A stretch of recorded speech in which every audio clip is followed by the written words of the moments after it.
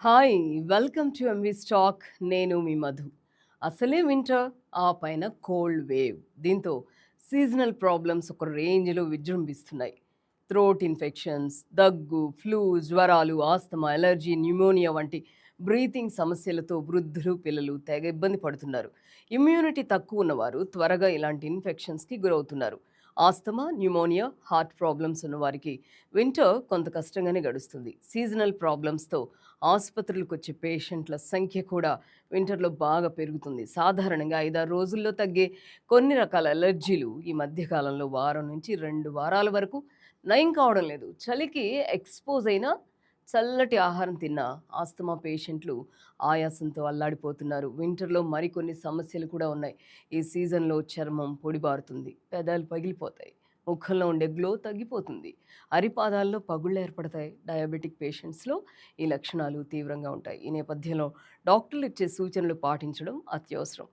ANT సమస్యలు ఉన్నవారు గోరువెచ్చని నీళ్లు మాత్రమే తాగాలి. బయటికి వెళ్ళినప్పుడు చలిని తట్టుకునే విధంగా డ్రెస్సింగ్ చేసుకోవాలి. తలకి మఫ్లర్ వాడడం ఉత్తమం. కూల్ డ్రింక్స్, ఐస్ క్రీమ్స్ తీసుకోవద్దు. చన్నీటి స్నానాలు కూడా చేయకపోవడమే బెటర్. థ్రోట్ ఇన్ఫెక్షన్స్ ఉన్నవారు గోరువెచ్చని నీళ్ళలో కొంచెం సాల్ట్ కలిపి రోజుకి 5, 6 సార్లు పుక్కిలించాలి. అంటే గార్గిల్ చేయాలి. భోజనం, టిఫిన్స్ వంటివి వేడిగా ఉన్నప్పుడు తింటేనే మంచిది. బెడ్‌రూమ్స్ వెచ్చగా ఉండేలా చూసుకోవాలి.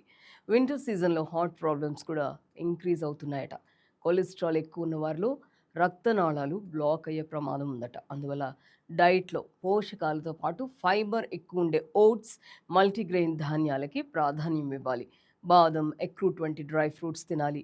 చలిలో, మంచులో వాకింగ్ చేయడం ఒంటికి అస్సలు మంచిది కాదు. ఒబెసిటీ ఉన్నవారు, కిడ్నీ పేషెంట్స్ కూడా తగిన ప్రికాషన్స్ తీసుకోవాలి. స్మోకింగ్, ఆల్కహాల్ వంటి దురలవాట్లకి దూరంగా ఉండాలి. ఇవన్నీ మన మంచి కోసమే డాక్టర్లు ఇస్తున్న ఉచిత సలహాలు. ఇవి నిజంగా ఉత్తమ సలహాలు కూడా. ఇలాంటి సమస్యలున్న వృద్ధులు, పిల్లలతో పాటు అందరూ ఈ జాగ్రత్తలు పాటిస్తే వింటర్ సీజన్ ఈజీగా గడిచిపోతుంది. మరి పాటిస్తారు కదా! This is Madhu signing off. Keep watching MV stock.